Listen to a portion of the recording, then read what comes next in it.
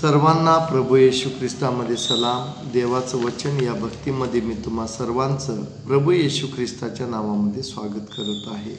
आजच्या मननासाठी निर्गम याचा 12वा अध्याय 26 आणि 27 वचन आपण वाचूया। तुमची मुले बाळे तुम्हास विचारतील की या उपासनेचा अर्थ काय, तेव्हा तुम्ही सांगा की हा परमेश्वराचा वलांडण्याचा यज्ञ आहे।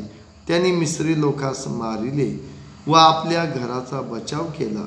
त्या समयी तो मिस्रातील इस्रायलांची घरे ओलांडून गेला।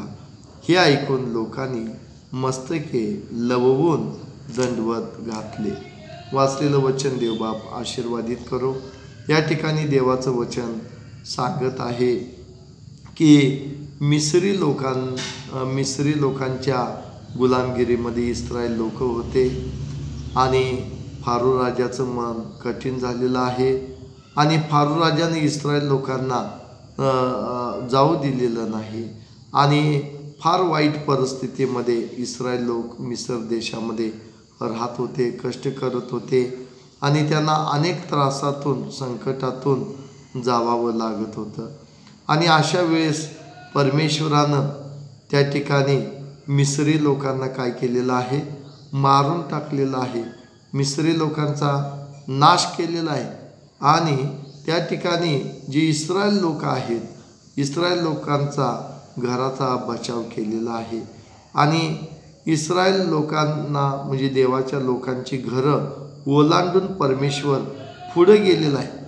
परंतु जे मिस्री लोक होते त्यांच्या घराचा नाश झालेला आहे, त्या लोकांना त्यानं मारून टाकलेलं आहे आणि देवानं इस्रायल लोकांच्यावरती, देवाच्या लोकांच्यावरती देवानं प्रीती केलेली आहे।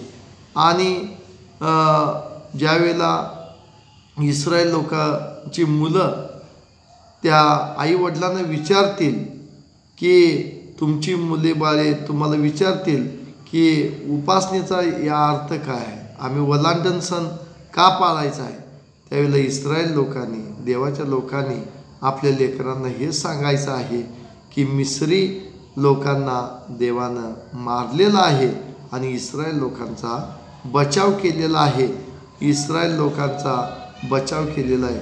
आणि त्यामुळं लेकरं देखील देवाचं गौरव करतील।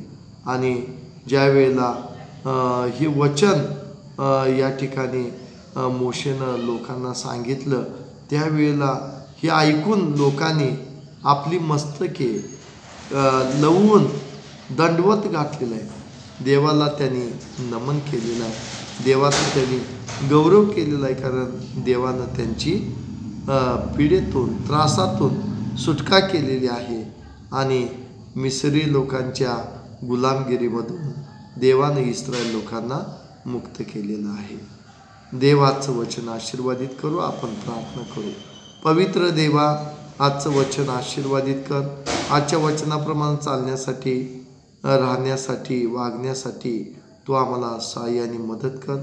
ज्या लेकरांनी तुझं वचन ऐकलं, पाहिलं, त्या सर्वांना आशीर्वाद दे, आरोग्य दे, त्यांची काळजी घे, त्यांचं काम आशीर्वादित कर, येणं जाणं आशीर्वादित कर, त्यांची प्रगती, उन्नती कर आणि परमेश्वरा त्यांच्या जीवनामध्ये मोठी साक्ष घडव, अद्भुत कार्य कर। आणि परमेश्वरा तू किती चांगला देव आहेस याचा अनुभव तू त्यांना दे।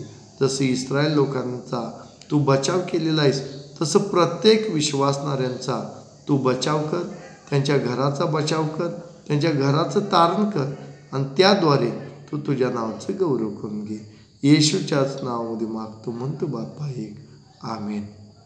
माझ्या चॅनलला तुम्ही लाईक करा, शेअर करा, कमेंट बॉक्समध्ये तुमच्या प्रार्थना विनंत्या लिहून मला तुम्ही पाठवा। मी नक्कीच तुमच्यासाठी प्रार्थना करेन आणि माझा देव स्वर्गातून तुम्हाला उत्तर देईल। माझ्या चॅनलचं तुम्ही सदस्य व्हा, म्हणजे रोज तुम्हाला देवाचं वचन ऐकायला मिळेल, पाहायला मिळेल आणि त्याद्वारे देवाचं गौरव होईल। आमेन।